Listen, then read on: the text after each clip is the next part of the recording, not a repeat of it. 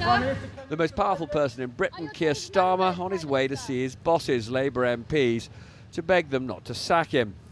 Actually, in the event, it sounded more like a threat than a plea. He told them, "I've won every fight I've been in. And after having fought so hard for the chance to change our country, I'm not prepared to walk away from my mandate and my responsibility to my country or to plunge us into chaos as others have done." So, what do those MPs still loyal to him make of it?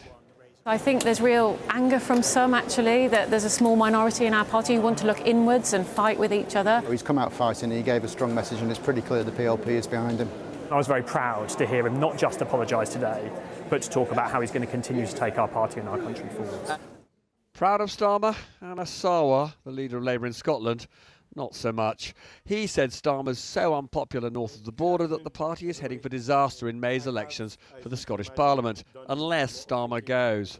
I am not willing to sacrifice Scotland's NHS, our schools, our communities, our towns, cities, villages and islands to a third decade of an SNP government. That's why the distraction needs to end and the leadership in Downing Street has to change. What troubles Sarwar and many Labour MPs is voters' white-hot fury about Starmer's disastrous decision to appoint Peter Mandelson as US ambassador, even though he knew Mandelson had been friendly with the billionaire convicted paedophile Jeffrey Epstein.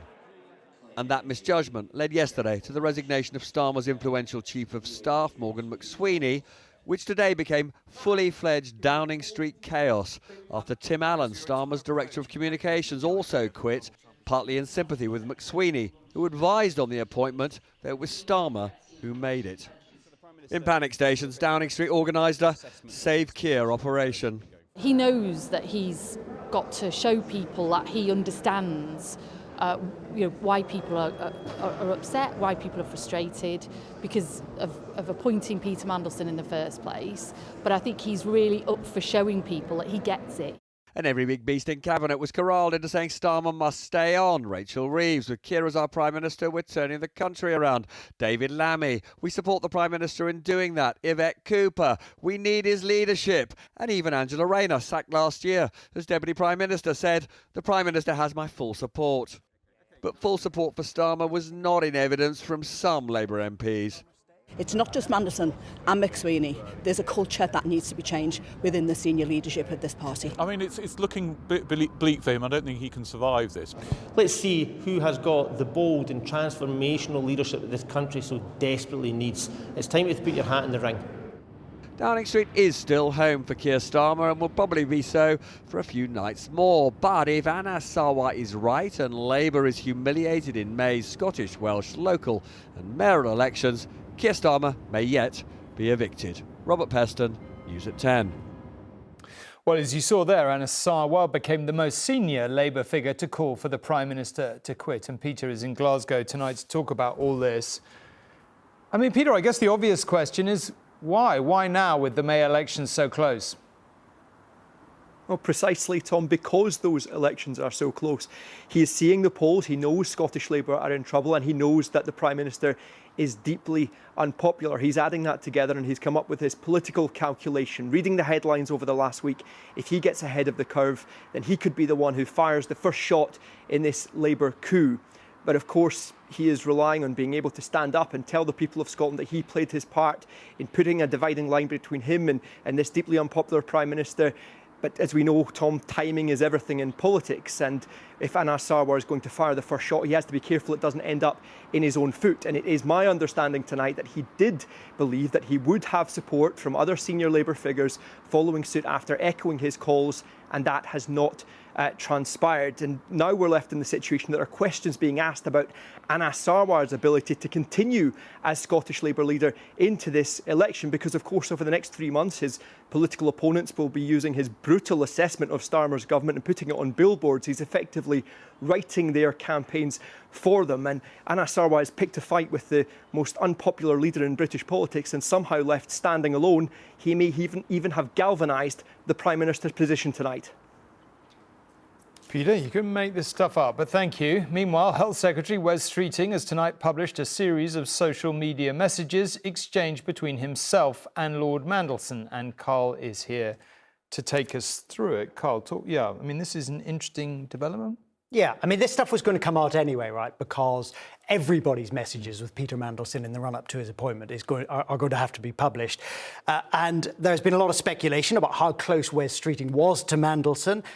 Any association is toxic, especially if one harbours leadership ambitions, which Wes Streeting clearly does. So he wants to get out ahead of this. He said he wasn't a close friend of Peter Mandelson, and he's published these messages. So in a couple of places, they do appear to be disloyal. For example, at one point, Peter Mandelson in 2025 says the government's problems do not stem from comms, communications. In other words, they're substantive problems. And Wes Streeting says he agrees with that. And then later he says in the same exchange, there is no growth strategy at all. So his next meeting with Rachel Reeves could be awkward.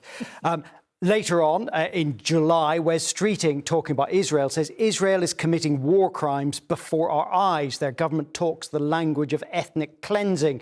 And then again, this is rogue state behaviour. Now, none of that is government policy or the way the government was talking about Israel, but all of it actually is the way that Labour Party members, and particularly Wes Streeting's voters in Ilford, would quite like the Labour Party to have been talking about Israel. So in actual fact, although Wes Streeting says he's been very candid here, it certainly serves his purposes in future to be known to have been thinking this way.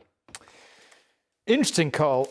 Let's put all this to Robert. Robert, we just heard Peter there saying Anas Sarwar perhaps expected other Labour figures to follow him out of the trenches. I feel like that's the story of every Labour coup we've ever seen over the decades.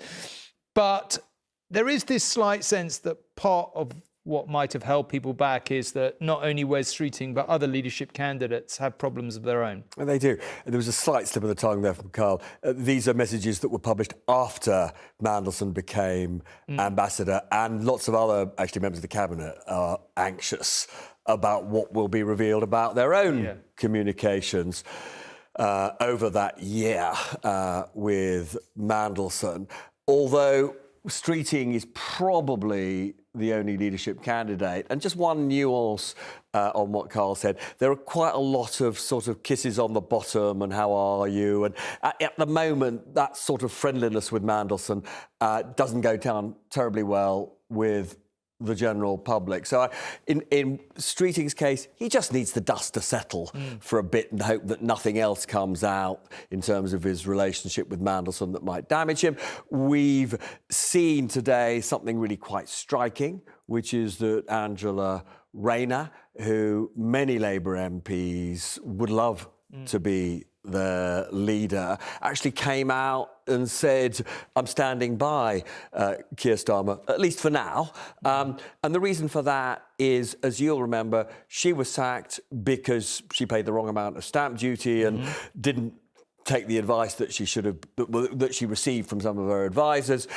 She's now being investigated by HMRC, the taxman. At some point, the HMRC will say whether or not she made a serious breach or not. At that point, if they clear her, she becomes a very credible candidate. The other credible candidate, of course, Andy Burnham. Credible in the sense that lots of Labour MPs would love him as their leader. Completely incredible as a candidate because he's not an MP. He's Mayor of Manchester. And, only 2 weeks ago, Starmer blocked his ambition to be the MP for Gorton and Denton. There's a by-election there at the end of this month. And there, of course, is a moment of really intense danger for Keir Starmer, because if now Labour lose that by-election, and if they lose it to Reform, Keir Starmer saying again tonight that Reform essentially poses a sort of existential threat to the country, then it will be Starmer who will be blamed, because everybody thinks that well, not everybody, but quite a lot of people think